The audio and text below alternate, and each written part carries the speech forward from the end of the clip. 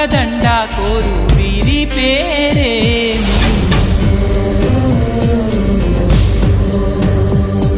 ఇది మనుషులు ఆడే ఆట అనుకుంటారే అంతా, ఆ దేవుడు ఆడే ఆట అని తెలిసేదెప్పుడంట.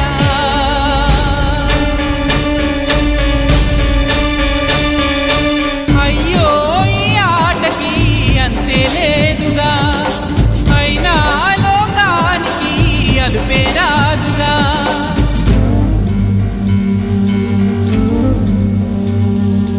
వీరి వీరి గుమ్మడి పండు వీరి పేరే.